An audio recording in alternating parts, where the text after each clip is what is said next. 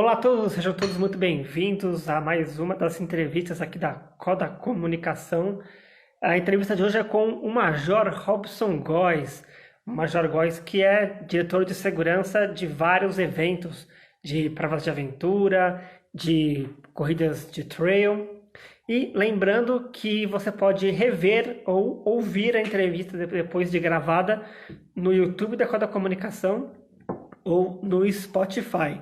É só buscar no Spotify e no YouTube por Coda Comunicação ou também no site da Coda Comunicação, que é coda.com.br.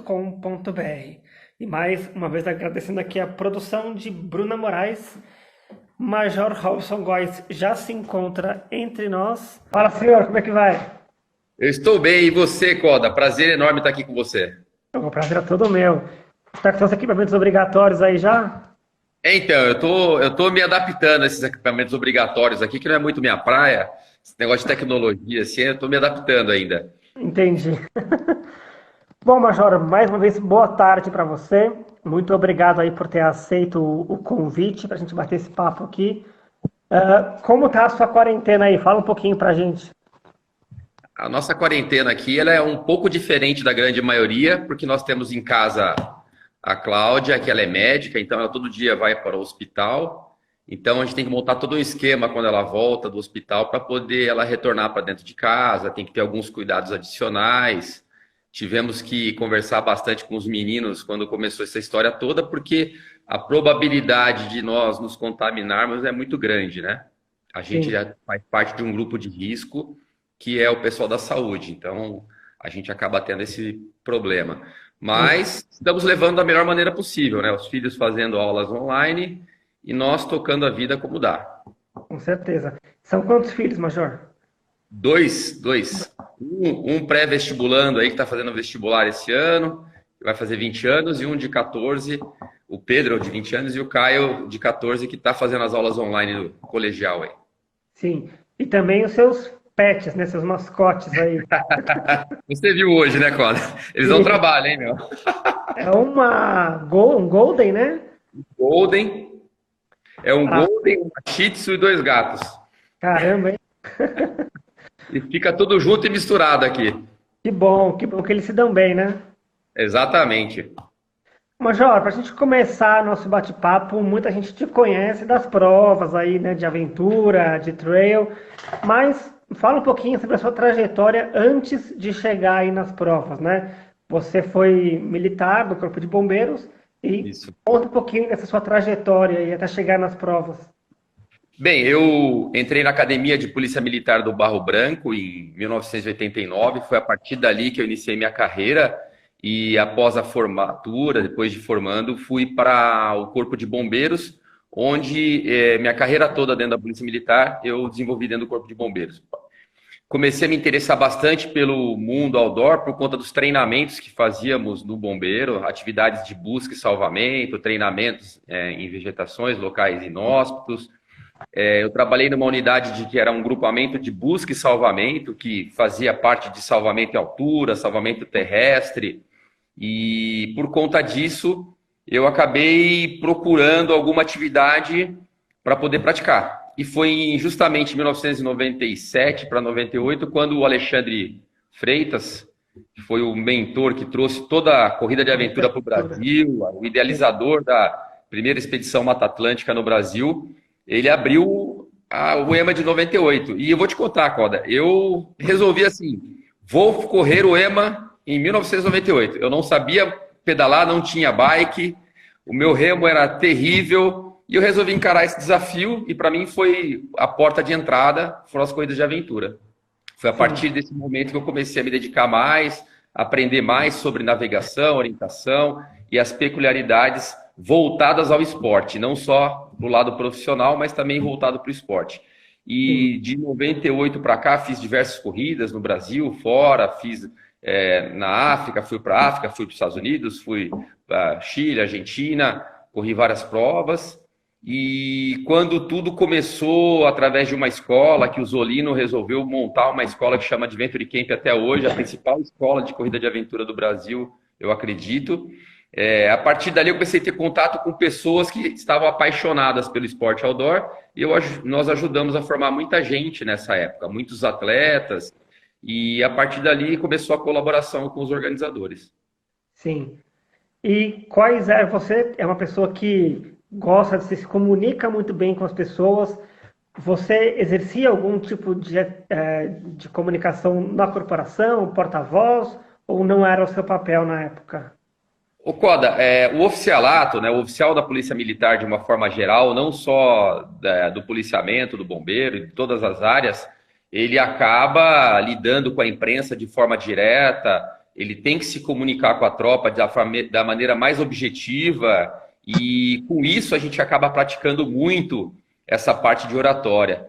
Dentro da própria academia existe treinamento, mas nada como a prática diária de ter que lidar com pessoas de diferentes necessidades, você tem que transmitir aquela informação da maneira mais sucinta e mais objetiva possível.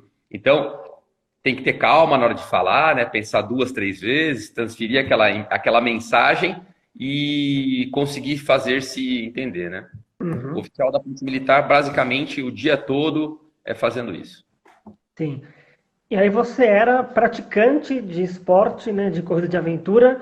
Em que momento você acabou exercendo essa parte nos bastidores também, né? Na parte da organização, como staff, como diretor de segurança de várias provas. Então, como eu te disse, Coda, no começo dos anos 2000, eu ajudava como instrutor em algumas provas e principalmente nas corridas de aventura, em momentos que eram considerados mais críticos. Na época, eu era tenente e o Renato de Natali, um grande amigo, nós acabávamos montando os trechos de técnicas verticais nas provas de corrida de aventura, que era um momento muito crítico, porque você tinha que transferir toda uma segurança para os atletas, e tinha que acabar ajudando os atletas a transpor aqueles obstáculos da maneira mais tranquila. E depois disso, mais para frente, o Zolino, isso foi em 2015, o Zolino me convidou para ajudá-lo no Adventure Camp, começar a fazer um trabalho de gestão, e na sequência, a Chub Guimarães, estava organizando o Campeonato Mundial de Corrida de Aventura no Brasil. E por indicação do Zolino, a Chub me convidou e eu fui parar no Mato Grosso do Sul, lá no Mato Grosso e lá em Corumbá, e fomos ajudar a organizar, que foi um dos grandes desafios da minha vida, fazer a segurança no ambiente tão inóspito quanto que é o Pantanal. E a partir Sim. de 15 para cá, eu tive contato com o Tani, outros organizadores, o Paulinho, o Lamin do La Mission, o Tani da KTR, o Gustavo da Indomit, e aí nós fomos estreitando esses relacionamentos e trabalhando com eles. Sim. E nessa sua trajetória aí, o que você consegue fazer de um paralelo, né? Como eram as competições antigamente, como elas evoluíram nessa parte de segurança e preocupação do organizador com a prova, com o atleta, como foi essa evolução? Eu acredito que teve uma evolução muito grande por conta das ferramentas de comunicação. Hoje eu acho que as ferramentas de comunicação facilitaram muito a vida dos organizadores e ajudam muito os atletas. Acho que os atletas se sentem mais seguros hoje do que era antigamente. Antigamente você levava um GPS numa corrida de aventura lacrado, que se você abrisse o GPS você estava desclassificado. Tinha atleta que estava com o GPS na mochila, você falava para ele assim: abre o GPS e usa. Ele não sabia nem usar o GPS. Então ele tinha uma ferramenta que era super importante para salvar a vida dele, mas ele realmente não sabia como usar. Hoje em dia nós temos spot que consegue fazer o controle online praticamente do atleta. Você consegue saber onde o atleta está de forma imediata. Então o atleta tem essa ferramenta disponível. Se ele quiser usar durante a prova, ele pode usar e ele tem todo o direito de usar. Ao meu ver, dependendo da prova, dependendo da situação em que você vai colocar o atleta num trail running, já devia estar embutido ou no preço da inscrição ou uma obrigação do atleta apresentar esse equipamento para ele poder participar, para garantir uma maior segurança. Mas na época, lá atrás, o máximo que você tinha era uma bússola digital. Hoje o atleta entra para o meio do mato, ele vai lá fazer uma corrida de montanha, onde ele tem um relógio que tem GPS, que se ele apertar um botão, ele volta para a posição que ele estava. Mas, com toda essa tecnologia, a gente tem que sempre lembrar que a experiência, a expertise da pessoa, de saber como e em que condição ela se encontra, ter essa noção real, é a melhor ferramenta. Muitas vezes o atleta tem todas essas ferramentas, mas ele não sabe usar. Às vezes o atleta tem um anorak na mochila e ele está lá do seu lado passando frio, ele tem fleece, anorak, segunda pele e está tudo dentro da mochila. Para ele é um equipamento obrigatório que ele tem que levar, mas ele não sabe nem usar. Ele está lá passando frio, ele não abre. Ele tem uma manta, um cobertor aluminizado e ele muitas vezes não sabe como usar aquele cobertor aluminizado. Então, eu acho que em que pese a tecnologia e tudo mais, o poder de divulgação, a gente tem que estar sempre atento à falta de experiência dos atletas. Sim, com certeza. E além de falta de experiência, você repara nas provas que aos poucos os corredores estão se conscientizando mais dos equipamentos obrigatórios, que não é um peso extra na mochila, que aquilo ali pode salvar a vida do cara em algum momento? A grande maioria, principalmente os atletas mais experientes, porque o atleta mais experiente, Coda, ele não é experiente só porque ele correu mais provas. O atleta experiente, ele adquire experiência no treinamento. Quanto mais ele treina e pratica o perrengue, menos ele fica desconfortável no perrengue. Então a gente sempre brinca, né? O cara que é do mountain bike, fura um pneu, é uma grande oportunidade dele praticar trocar a câmara de ar do pneu. Então o cara está treinando na montanha, ele pega uma tempestade, é uma grande oportunidade dele praticar essa questão de se deslocar numa tempestade. Então ele não tem que ver como um problema, ele tem que ver como uma oportunidade de praticar. A questão muitas vezes é que o atleta, ele pratica num ambiente altamente seguro, só que o objetivo final dele é ir para um ambiente bastante inseguro. Então, o cara vai lá, vê o Paulo Lamin vai fazer a travessia da Serra. O Paulinho acabou de entrar aí, né? Ele vai lá e quer fazer a travessia. A pessoa, muitas vezes, ela quer transferir aquela experiência dele da rua para a montanha. E a experiência da montanha é só indo para a montanha, não tem como você transferir. É intransferível isso. E os atletas mais experientes, que já estão há anos praticando, eles entendem essa necessidade de investir, por exemplo, num anorak mais leve. Já que eu vou ter que levar o anorak, eu levo um de melhor qualidade, eu pago mais caro e levo um mais leve. E ele deixa de ficar questionando as questões de segurança que a própria organização impõe a ele. Porque se o organizador pensou que é importante que ele leve naquele trecho uma segunda pele, um anorak, um fleece, uma lanterna de cabeça, é porque dentro do planejamento de segurança, da gestão da prova, o organizador já pensou nisso, né? Então, realmente é uma questão importante. Tanto que em muitas provas você tem os trechos longos, que tem um grau de exigência maior de equipamentos, e as provas menores, de 6, 12 quilômetros, só a garrafinha d'água e nada mais, né? Sim. Ó, tem uma pergunta aqui do Renato Cavalieri, que organiza aquela 3 trilhas. Ele falou, em provas mais curtas, um staff bem posicionado pode substituir uma parte desses equipamentos obrigatórios? Quem fez a pergunta mesmo foi o Renato? Renato. Renato, eu acredito que, primeiro, nós temos que entender o que é curto e o que é longo, né? Dentro de uma prova de montanha, 6 até 12 quilômetros, realmente eu considero que boa parte das exigências que a gente faz, uma boa marcação de trilha, você colocar staffs em lugares bem posicionados, você pode diminuir bastante. E depende de onde está acontecendo a prova. Eu acho que generalizar, eu dar uma resposta geral, que para todo mundo funciona assim, eu acho difícil. Porque você pode fazer uma prova não muito longa, mas que passe por um lugar de extrema dificuldade física, de extrema exigência, de pouca água para abastecer, um dia de um calor insuportável, um dia de um frio muito intenso. Então, eu acredito que a gestão de segurança de uma prova, ela deve ser feita em cima do local, do clima e do que vai ser exigido fisicamente daquele atleta, mesmo sendo uma prova curta. porque mesmo sendo uma prova curta, e você tem, às vezes, pensa em danos leves nem sempre são consequências leves. Dependendo da posição geográfica que você tem o atleta, um dano leve pode ter uma consequência desastrosa para a prova. Uma pessoa que torce o pé e ele está a 1 quilômetro de uma estrada é uma coisa. O cara torce o pé no alto da Pedra da Mina é outra coisa. Ele está sujeito a ter uma hipotermia, se for de noite, ele está sujeito a várias intempéries que podem acontecer numa posição muito desfavorável numa montanha. Sim. Major, queria entrar agora com você numa parte curiosa de casos, perrengue que a gente mais passa em prova de montanha, de aventura, né? Sim, sim. Mas, se você não lembrar de algum específico, eu te ajudo a lembrar de alguns aqui. Ah, você já presenciou alguns já, você já estava lá em alguns. Me conta alguma coisa engraçada, que agora é engraçado, que é curioso, mas que você fala, putz, esse perrengue foi casca grossa, mesmo para você que é experiente.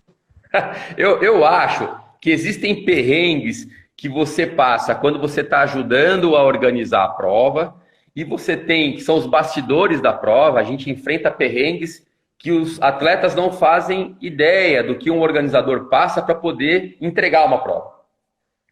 Porque para entregar uma prova você tem que calcular muitas coisas. O caminho por onde vai passar, você tem vários fatores que vão influenciar. Eu vou dar um exemplo aqui do Mundial de Corrida de Aventura, que foi lá na região de Corumbá, né? Que faz divisa ali com a Bolívia. E quando eu cheguei lá para poder fazer montar todo o meu planejamento de gestão, tinha uma área do mapa que os atletas iam passar por um braço de rio ali que estava todo vermelho, riscado, escrito que não era para passar, né? E era essa a única informação que os atletas tinham e essa era a única informação que os demais staffs tinham, né? E aí os irmãos Guimarães, né, o Peu, o Thiago e a Chubi me chamaram no canto e falou, Góes, você é o gestor de segurança, a gente tem que mostrar para você o que aconteceu e por que está pintado de vermelho aqui. Lá era justamente a divisa Brasil e Bolívia. E a área vermelha era uma área do tráfico. A informação do pessoal da Polícia Ambiental e a informação do pessoal do Exército é que atleta nenhum podia chegar nesse ponto porque ali os traficantes dominavam toda a região. Então, no pré-prova, quando eu recebi essa informação, eu falei, como? A prova vai passar do lado? Ali tem plantação de maconha, os caras plantam, vão fazer um monte de coisa, e ali você vai ter que se posicionar, você vai ter que dar um jeito. Atleta nenhum pode ir para lá, o cara não pode se perder e não pode ir para lá, porque os traficantes estão lá, os caras vão meter bala nos atletas. E aí, essa foi um perrengue. Um outro perrengue, né? Essa que eu tenho que lembrar do Paulinho, né? O Paulinho Lamin, um grande amigo. E um dia eu cheguei lá, 2018, eu tô lá, cheguei de viagem 11 horas da noite, 10 horas da noite, 11 horas, o Paulinho chegou para mim e falou, Góes, ó, eu preciso que você e o Tomás tenham uma exigência do ICMBio, precisa instalar uma ponte. Você sabe dessa ponte, né? A ponte do Góes e do Tomás, né? E do Berta também. Aí eu falei, instalar uma ponte? Como assim? Ele falou, vocês vão ter que carregar umas toras aí e tem que ser feito amanhã, porque é uma exigência, né? Porque você vai montar um plano de segurança, você tem que pensar em todas as partes envolvidas. A natureza, o ambiente faz parte do processo, a população faz parte do processo, todo mundo que faz parte do processo, você tem que atender todas as demandas. E uma exigência do ICMBio era que aquele trecho os atletas não poderiam pisar. A solução era colocar uma ponte lá, que faz parte até hoje, essa ponte do caminho que leva para a Pedra da Mina. E aí eu falei, ok, isso era 11 horas da noite, ok, vamos... Como é que vai ser? Vai ser assim, ó. Você tem comida? Eu falei, não, passamos num bar de estrada, pegamos comida no bar de estrada, e ele pegou e falou assim, ó, 4 da manhã vai vir uma Kombi aqui e vocês vão sair para a montanha às 4 da manhã. Eu falei, como? 4 da manhã. Aí equipamento na mochila, fomos dormir 1h30 da manhã, acordamos às 3h30 e partimos com toras nas costas, travessas, ferramentas, até a Pedra da Mina. Então, os perrengues que acontecem antes da prova. Aí o atleta passou por lá e nem imagina como é que aquela ponte foi instalada, né? Hoje, um montanhista que passa por lá, olha e fala, nossa, tem uma ponte instalada aqui, mas como é que foi que instalaram essa ponte aqui, né? Então, foi o Góes, o Tomás e o Berta a pedido do Paulo Lamin, atendendo o pedido do organizador. E ainda bem que foi feito dessa forma. E tem aquela famosa que você já sabe, né? Que foi o KTR 30 horas, né? Que nós tivemos a questão da atleta que foi até a Pedra da Mina e no retorno ela teve um problema e se perdeu, acabou se perdendo. Para você ver como muitas vezes você faz todo um planejamento para atender a totalidade da prova e uma pessoa pode acabar perdida, né? E dentro do nosso planejamento de controle, acabamos conseguindo identificar em que região ela estava. A gente tinha certeza que ela tinha ido erradamente para o Vale do Ruá e já tivemos que, de pronto, montar um sistema de busca e salvamento para poder retirá-la da roubada, né? Estava uma noite muito fria e um ponto importante, um staff que trabalharia conosco não estava, que é o Quick, ele estava no alto da montanha, conseguimos falar com ele conseguiu enxergar uma lanterna no Vale do Ruá, acessou a atleta antes, ela optou por dormir na montanha, toda agasalhada, recuperada, e no dia seguinte eu, Rafael Tani, fizemos a retirada dela na montanha, entramos na trilha por volta das 4 da manhã e fomos retirá-la. E aí, o mais interessante é a questão da atleta ter usado todos os equipamentos obrigatórios. Ela relatou ao final do evento para nós que, em que pese ela sempre ter questionado os equipamentos obrigatórios, tudo que ela tinha na mochila ela usou. Ela usou tudo que ela tinha na mochila. Ela usou segunda pele, usou o fleece, usou a anorak, usou a touca, usou luva, usou a manta aluminizada, tudo que ela tinha. E ela falou que, graças a essa exigência da organização, o perrengue dela foi contornado com sucesso. Só que para os atletas, e para nós termos ideia, da hora que ela largou até o horário que ela retornou à pousada, foram 30 horas. Então, assim, o planejamento da prova era para 12 horas e ela retornou em 30 horas. Então, em que pese nós conseguimos resolver a situação, em que pese ela ter saído, ela já voltou, já correu outra KTR, já correu várias outras provas. É uma atleta muito empenhada, mas se nós não tivéssemos feito esse planejamento de gestão de segurança, ter pensado nos equipamentos obrigatórios, ter imposto aos atletas que levassem os equipamentos obrigatórios, muitas vezes o atleta ele não acredita que uma situação como essa pode acontecer.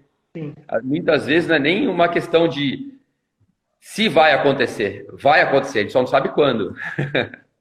A verdade é essa. O Plínio, ultramaratonista, perguntou aqui, Major, a decisão de não descer no segundo dia do desafio da Serra do Mar foi a maior acertada decisão de uma prova? Plínio, essa prova foi um grande ensinamento para mim, né? Não só para mim, como todos os organizadores do Desafio das Serras. Hoje nós conversamos bastante sobre essa prova, mas foi um grande ensinamento. Por quê? Essa prova, quando nós decidimos não descer, não retornar à prova, foi por volta das 3 horas da manhã, de um dia para o outro, né? No dia anterior, tinha caído o mundo, os atletas tinham passado um grande perrengue, e eu, sempre, nas provas que eu vou, eu procuro conhecer bem por onde o atleta vai passar. Por isso que normalmente eu vou uma semana antes. E coincidentemente, aquela prova, eu não consegui chegar tão antes, eu cheguei praticamente um dia antes, e eu fiz todo o percurso no dia anterior. Eu desci para a Serra do Mar inteira e fui sozinho ainda. Desci ela inteirinha, fiz a trilha todinha. Quando eu cheguei lá embaixo, eu cheguei a 2 conclusões. Primeiro, que o grau de dificuldade da prova era muito grande e que, caso chovesse, foi o que aconteceu, e o tempo virasse, nós teríamos um grande problema para poder dar sequência à prova. e isso acabou se confirmando. Quando os atletas chegaram lá em cima, essa decisão coube a mim. Isso eu sempre agradeço aos organizadores, porque sempre que eu dou a minha opinião, os organizadores me ouvem. Então, assim, eu vejo que tem um peso dentro do que está sendo feito e eles respeitam, e eu tenho um grande respeito. E eu entendo o lado do organizador, que ele realmente ele tem que fazer aquilo acontecer da melhor forma para o atleta. E quando você pensa da melhor forma para o atleta, às vezes cancelar a prova ou mudar o percurso em cima da hora é o melhor para o atleta. Porque as condições são muito dinâmicas numa prova quando você vai para a montanha, o clima da montanha é muito dinâmico, e eu acho realmente que foi uma das decisões mais acertadas, não só minha, porque eu não tomei essa decisão sozinho, foi uma decisão que nós tomamos, eu, Zolino, Gambá, foi uma decisão muito acertada, e foi uma decisão muito difícil de fazer. Sim. Ô Major, aqui ó, o Brinco entrou aqui também para dar um alô na nossa live. E todo mundo falando que a segurança aqui é em primeiro lugar sempre, né? Ô Major, além da. Queria trazer uma outra pergunta sobre o dia que antecede a prova, né? É um dia-chave, a véspera da prova. Você pode ter tudo marcado, tudo acertadinho né, nas coisas, mas a véspera da prova é sempre um dos dias mais críticos para uma prova? É porque a véspera da prova é quando você tem o maior número de informações e a precisão do que vai acontecer. Porque você pode fazer um planejamento de uma prova totalmente seca e muda e chove, você planeja de uma forma e as coisas acontecem de outra. Só para você ter uma ideia, o La Mission, o ano passado, nós estávamos planejando, fizemos todo o planejamento, não só da parte de hidratação, fizemos todo o planejamento de montanha. Eu tinha, no mesmo horário, atletas dos 50 quilômetros tendo hipertermia, ou seja, a temperatura corpórea muito alta devido à exposição ao calor, e nós temos que hidratar esses atletas e cuidar desses atletas com hipertermia. E nós tínhamos, no alto da Pedra da Mina, os atletas tendo hipotermia. Então, no mesmo momento, eu estava passando uma informação para quem estava tratando o pessoal de hipotermia na montanha e outra informação para quem estava tratando o pessoal de hipertermia aqui embaixo. Então, isso tudo a organização tem que estar preparada. Por quê? Como é que a gente se prepara para isso? Como é que tem um planejamento para isso? Condição de clima, um sistema de gestão de segurança onde você consegue enumerar o maior número possível de probabilidades de coisas que vão acontecer na prova. Se está muito quente, a chance de hipertermia, desidratação é grande, então você tem que preparar o atleta para isso, você tem que exigir algumas coisas do atleta e você tem que colocar. E tem um outro detalhe importante. Muitas vezes o atleta ele não se dá conta da prova que ele se inscreveu. Eu vou dar 2 exemplos de 2 provas muito distintas, ótimas provas, são provas que são consagradas no Brasil. A Indomit, Pedra do Baú, e nós temos a KTR Campos do Jordão. Ok? São 2 provas de montanha de grande grau de exigência, só que totalmente distintas. A Pedra do Baú e a Indomit, ela fornece água para o atleta, Coca-Cola, refrigerante, salgadinho a cada 5, 6 quilômetros. O atleta não passa de 8 quilômetros sem ter um ponto de abastecimento. Então o atleta sabe que ele está indo para a prova, deveria saber que vai oferecer muita coisa. Em compensação, a KTR é uma prova que exige autonomia do atleta. O atleta tem que saber os pontos de abastecimento, ele tem que entender que ele tem que pegar água naquele ponto, ele tem que entender que ele tem que sair preparado porque ele não vai receber nenhum tipo de assistência da prova. Então, é uma prova de característica diferente. As 2 são excelentes provas. O que difere é que o atleta, às vezes, ele entra numa prova e ele sai arrependido. Por quê? Ele esperar... O cara corre em Indomit e acha que todo mundo vai dar água e Coca-Cola para ele. E não vai. Você entendeu? Ele tem que entender isso. Tem que ler regulamento, né? Exato, exatamente. E teve uma prova da KTR Campos do Jordão, o Ultra Louco, ele foi quando eu conheci ele é famoso nas corridas do Amazonense, foi quando eu conheci ele na KTR. Ele, quando viu a KTR, 42 quilômetros, vou lá correr esse negócio. Beleza. Quando ele chegou no segundo corte, faltavam 15 minutos, era o último corte da prova, ele ia ser cortado. E faltavam 15 minutos, ele poderia seguir, que ele terminaria. Daí eu perguntei para ele assim, falei, ó, você tem 15 minutos para poder sair daqui do corte, senão eu vou ter que te cortar. Daí ele virou para mim e falou assim, então se eu ficar sentado aqui, você vai me cortar? Ele falou, eu falei, vou. Ele falou, que bom, porque eu não quero ir mais. E aí ele me falou uma frase que eu acho que é sensacional, que os atletas têm que entender isso e muitas vezes eu falo sobre isso. A questão do atleta comprar ingresso para o filme errado. Sim. O que é o atleta comprar ingresso para o filme errado? Ele tem totais condições de fazer uma prova de 21, só que ele quer se desafiar mais, quer ir para os 42. Só que ele não atentou para a altimetria, ele não atentou para o que a prova quer oferecer. Ele acha que um 42 da KTR Campos do Jordão é algo muito tranquilo dele fazer. E não é. Nem para os atletas de elite não é. Sim. E aí... Ele está aqui, outro aluno, inclusive. Ó, ele está aí ouvindo? Está ouvindo. Então, e ele falou para mim uma frase que eu carrego comigo que eu acho sensacional, que é o seguinte... O atleta, às vezes, ele falou assim, Góes, eu comprei ingresso para o filme errado. Na minha cabeça, eu ia sair daqui feliz da vida, ia correr um 42 tranquilo e ia sair do outro lado feliz. Ele falou, no meio da prova, parecia um filme de terror. A hora que eu vi, eu estava com dor em tudo quanto é lugar, em cãibra, eu estava querendo desistir, minha cabeça tinha sido dominada. Então, às vezes, o atleta, ele compra ingresso para o filme errado, Coda. Sim. Você falou de cortar atletas, eu lembro muito bem da La Mission do ano passado, em que você estava na chegada, entregando medalha para alguns atletas, e chegou um corredor que ficou muito emocionado de receber das suas mãos a medalha, porque ele tinha sido cortado no ano anterior por você no meio do percurso. E ele ficou com aquilo na cabeça, que ele tinha que treinar mais, melhorar para correr, chegou e você deu a medalha para ele. Então, tem esse reconhecimento também das pessoas, né? Ficam meio bravas às vezes de serem cortadas, mas elas também se emocionam, né, nesses momentos. Exato, Coda. A prova, a corrida de montanha, eu acho que as provas outdoor, diferentemente das provas de corrida de rua. Deu uma travada aqui no Major. A conexão não está ajudando muito. Voltou Peraí, agora? voltou. Você falava da diferença das provas outdoor para as provas de rua. Então, as provas outdoor, eu acho que elas são uma montanha-russa de emoções.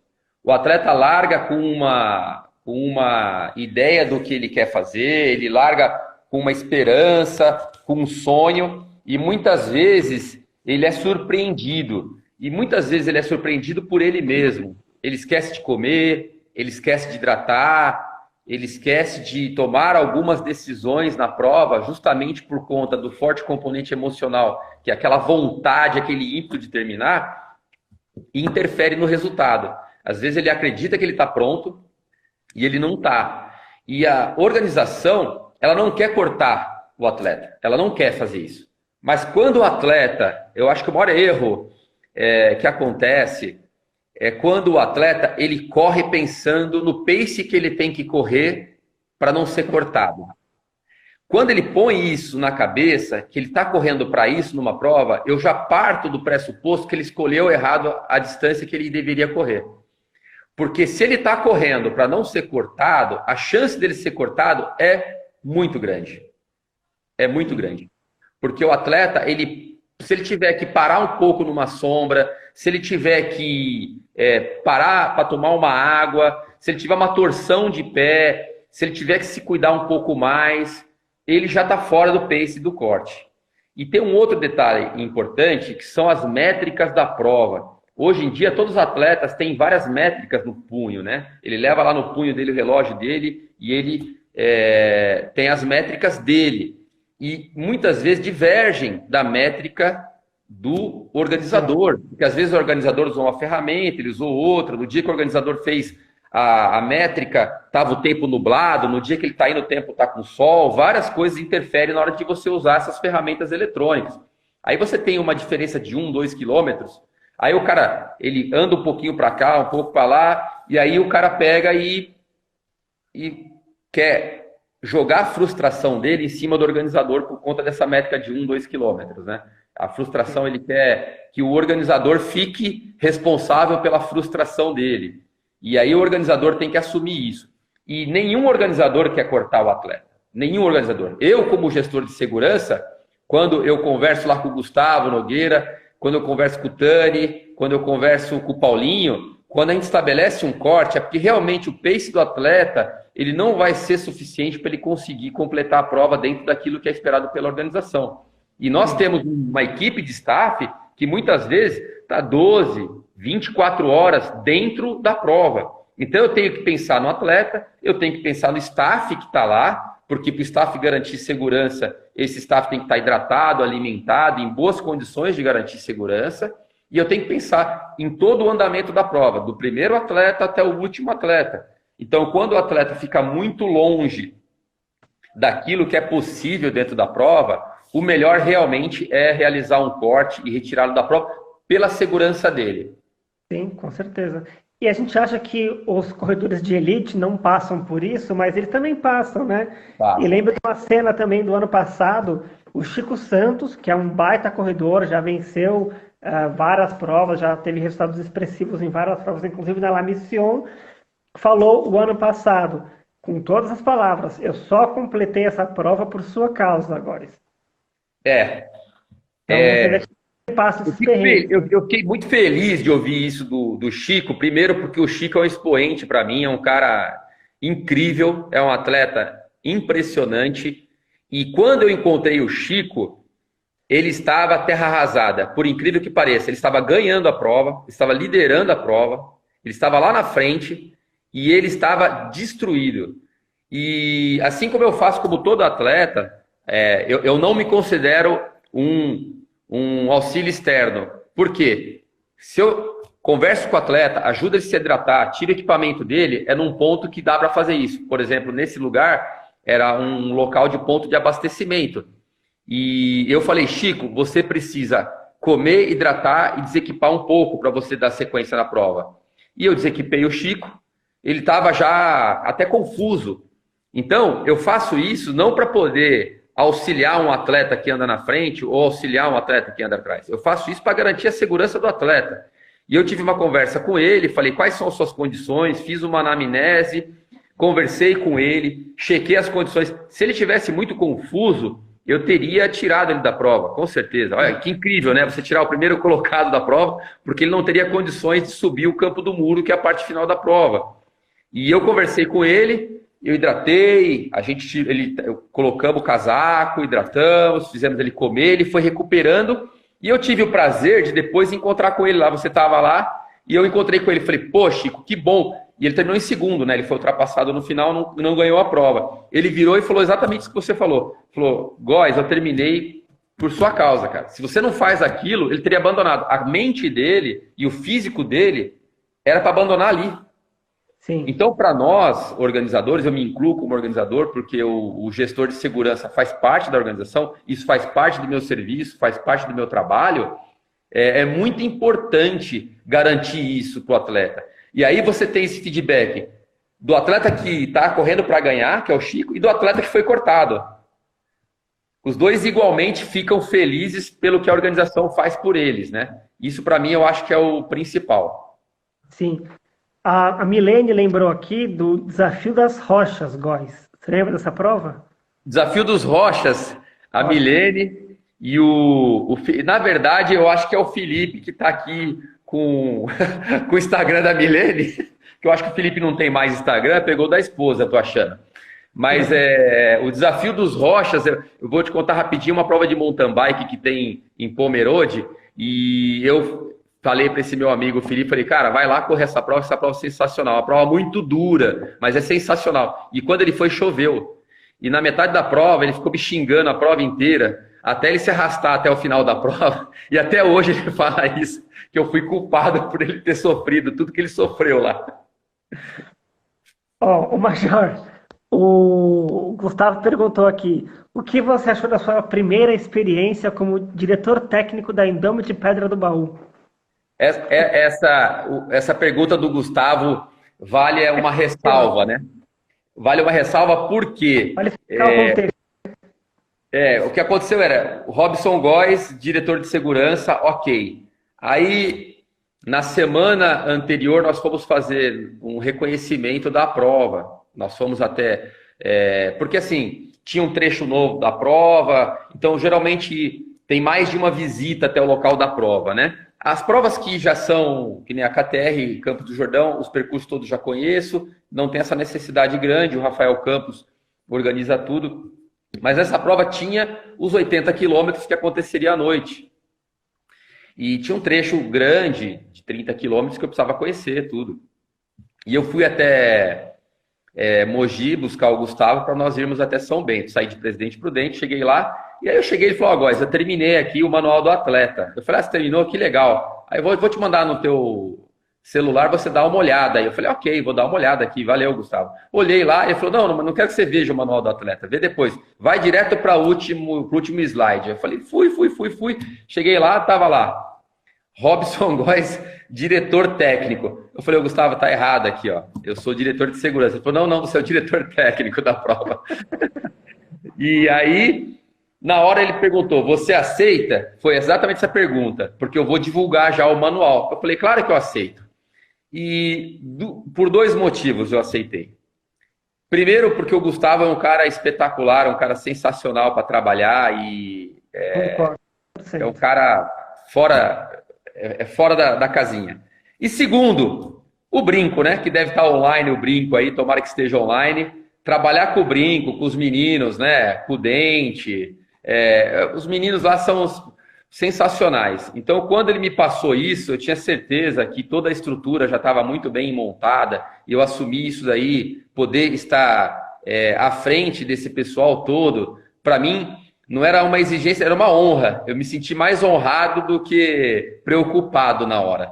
Então, para mim, foi muito legal poder participar. A minha primeira prova como diretor técnico foi justamente trabalhar com o Gustavo, com o Brinco e com os meninos. Foi espetacular. Para mim, foram dias muito alegres, muito felizes. Passei dias muito bons lá. E a prova, você estava lá, você viu no final, mais uma vez, foi, eu acho que Entregue com sucesso, né? Agora, a Indama de Pedra do Baú, o Major, ela foi, se não a última, uma das últimas provas que aconteceram antes da gente ter essa quarentena, o isolamento social, por conta do ministrar junto com o Gustavo alguns ânimos de pessoas locais ali, de moradores, né? Fala mais ou menos sobre o que aconteceu ali naquela hora. é aquilo dos bastidores, né? Aquilo dos bastidores que a galera acaba não conhecendo, mas você acompanhou de perto, você viu, não foi fácil, porque a segurança biológica faz parte da gestão da segurança. Então nós tínhamos um problema, e temos até hoje, estamos vivendo esse problema até hoje. Nós estávamos batendo a porta da pandemia e criou-se um clima na cidade de que a Indomit tinha que ser cancelada. Uma pessoa, moradores, entraram no Facebook e começaram a fazer um movimento para que a prova não acontecesse. Isso começou na quinta-feira, a largada era sexta-feira à noite, com a prova praticamente já estava pronta.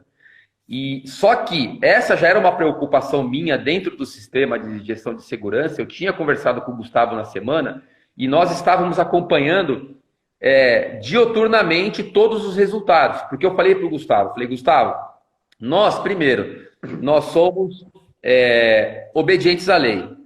Se a determinação governamental é de que não aconteça, ela não vai acontecer.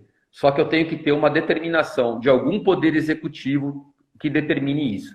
Ou através do executivo federal, estadual, ou através do executivo municipal. Nós não podemos ceder à pressão.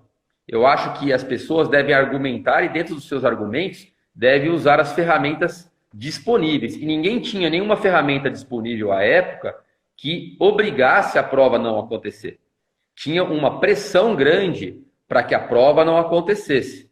E essa pressão nós tivemos que administrar porque na quinta-feira à noite nós soubemos que tinha um problema com a municipalidade. Nós pedimos na sexta-feira pela manhã uma reunião com a secretária municipal de saúde do município e nessa reunião nós soubemos que havia uma forte pressão municipal para que a prova não acontecesse.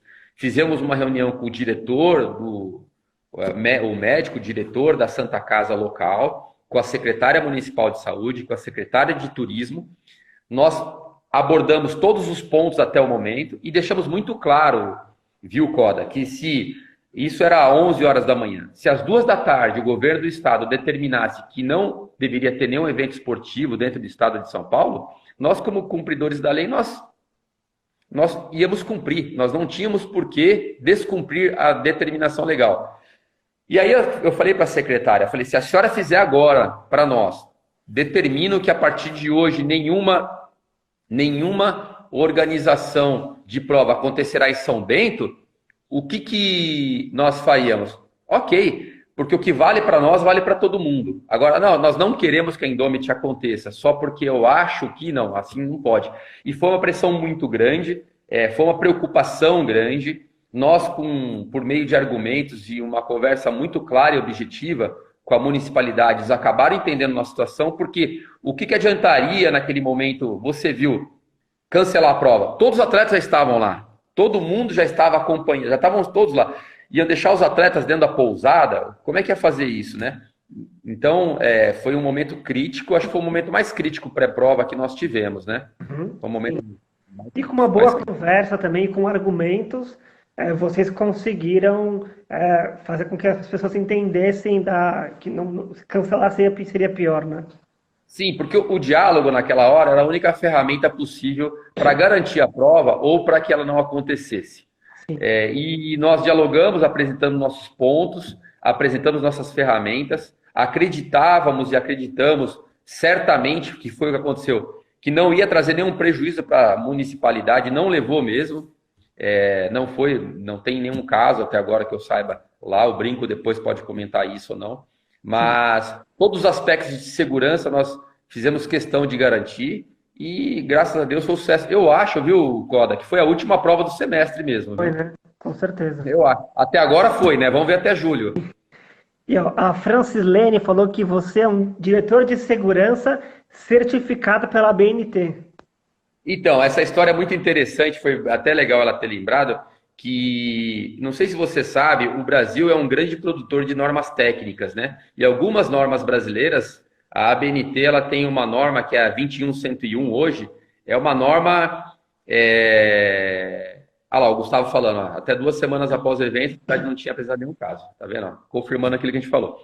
Ela tem uma norma, muitas vezes as pessoas não sabem, que acabou sendo interpretada como uma norma relevante, que é uma norma de gestão de segurança em turismo de aventura. E essa norma, ela foi transformada numa ISO. É uma ISO mundial agora, que é a norma 21101. É uma norma técnica onde eu fiz o curso de interpretação da norma pela BNT e depois eu fiz o curso da BNT de auditor da norma. Então, eu acabei me formando pela BNT em 2017 e eu sou auditor da ISO 21101, que é de turismo de aventura, gestão de segurança em turismo de aventura. Então, boa parte do ensinamento do turismo de aventura, dessa parte de gestão, que é análise preliminar de risco, tudo isso eu aplico nas corridas de montanha. Inclusive, tenho conversado com algumas pessoas sobre a importância de montar uma norma de gestão de segurança para a corrida de montanha, porque tem suas peculiaridades, né? Você tem várias provas acontecendo no Brasil, nós temos já a BTR que está aí funcionando. Eu acho que os organizadores têm muita expertise e cada um tem muito a contribuir para a gente conseguir fomentar e formar uma legislação, não uma legislação, mas um caminho para o cara que quer organizar uma prova, ele saiba que ele tem aqueles requisitos mínimos para ele cumprir. Porque as pessoas esquecem, o organizador, alguns organizadores, a maioria não, que a demanda dele não é só com o atleta. Ele tem uma demanda ambiental, ele tem uma demanda do setor da municipalidade, dos órgãos públicos. Todos esses órgãos, eles necessitam de informações da organização. Você não entra numa cidade e faz uma prova sem ter apoio e informar esses órgãos. Então, essas demandas de segurança, elas devem ser cumpridas. Por quê? Você chega num município que não tem viatura de resgate. Se você não levar uma viatura, uma ambulância, como é que você vai prestar socorro para o seu atleta? Você tem que ter uma ambulância lá. Então, acho que isso tudo tem que fazer parte dessa análise de gestão de segurança. Ô, Major, estamos quase chegando aqui no final da nossa live, está quase aqui na 1 hora, mas rapidamente para a gente relembrar aqui um caso, numa prova de mountain bike, que um atleta caiu, bateu a cabeça, ficou desacordado, foi para o hospital, vocês ficaram preocupados, foram lá conversar com ele depois que ele tinha se recuperado, e ele não lembrava que ele estava competindo na prova. Ó, você lembrou muito bem, porque foi a KMTB, nós estávamos organizando a prova e esse atleta, ele capotou com a bicicleta. E quando eu sempre, é hábito meu, o atleta, você conversar com o atleta, como ele te responde, ele já fala muito da condição física dele. E quando eu vi que uma lateral do corpo dele estava todo cheio de terra, capacete marcado de pancada, tudo, eu achei estranho. Fui lá e conversar com ele. Como você está? Ele pegou e falou, tô bem. Eu falei, você caiu? Ele falou, caí. Você caiu onde? Caí naquela descida. Ah, foi. E essa bancada forte na sua cabeça? Não, eu tô bem. Aqui o rosto dele um pouco marcado, mas mais na cabeça. Eu falei, você tá bem mesmo? Tô. Você quer continuar? Não, eu tô bem. Parou, hidratou, pegou as coisas, anotei o número dele. Como faltavam 10 quilômetros para terminar a prova, o que eu fiz? Eu peguei e passei um rádio. Falei, pessoal aí do pórtico, o atleta número tal, ele tomou uma queda feia aqui. Quando ele chegar, encosta nele e conversa com ele para verificar se ele está bem ainda, se evoluiu bem, se ele vai chegar bem. Quando ele chegou no pórtico, ele passou do pórtico, lá no pórtico, Coda, ele já não lembrava que ele estava numa prova de mountain bike. Primeira coisa. Segundo, ele demorou umas 7 horas para lembrar o que estava acontecendo. Nós tivemos que levá-lo para o hospital, tivemos que fazer tomografia, ele ficou em observação por 12 horas, e aí ele começou a passar bem. Mas isso é um detalhe importante, porque às vezes o atleta ele passa pelo pórtico e a organização fica feliz. Por quê? O cara passou pelo pórtico, acabou o meu problema. Não, às vezes o cara pode desmaiar no pórtico, às vezes o cara pode sair andando ali e logo depois ele cair duro. E o Gustavo lembra, o cara não sabia nem que ele tinha chegado. E é verdade. E o pior é que foi verdade. O Gustavo ficou muito impressionado. Eu acho que o Gustavo nunca tinha presenciado algo assim no evento esportivo. E eu tinha passado o rádio e falado, cara, cola nesse cara aí que tá meio estranho. Essa pancada pode evoluir para uma concussão. Ele pode ter uma concussão e a gente às vezes pode comer uma bola aí. E nós fomos visitar ele no hospital, ele não lembrava de nada. Simplesmente o cara não lembrava de nada. Sim. Major, estamos chegando aqui no nosso limite antes que o Instagram derrube a gente. Queria te agradecer. Também todo mundo que participou aqui, muito obrigado. O Gustavo, o Brinco, o Adriano Tio Gaúcho aqui, lá do Rio de Janeiro, o locutor de várias provas, inclusive de Xterra. Major, muito obrigado. Seu comentário final aí para a gente encerrar. Eu quero comentar o seguinte, eu espero que todos vocês passem por essa quarentena de forma saudável. Espero encontrar todos vocês em breve nas corridas de montanha, na mountain bike ou num treino. Coda, espero poder te dar um abraço, porque da última vez a gente só ficava dando toquinho, né, cotovelo. Não podia nem te dar um abraço. E eu espero que todos lá na frente possamos sentar e rir de tudo isso, porque alguns, infelizmente, ficarão pelo caminho e, infelizmente, é o que nós temos para hoje, né? Mas poder estar aqui falando com você numa live como essa, falar um pouco de segurança, falar um pouco com os organizadores, com atletas, receber elogios dos atletas, para mim é sempre muito gratificante. Sim. Doutora Cláudia Góes entrou aqui em Ó Prestígio. Ela acabou acho que deve ter acabado de atender no consultório agora, rapidinho. Ela falou, na hora que acabar as consultas lá, eu entro aí. Tá bom.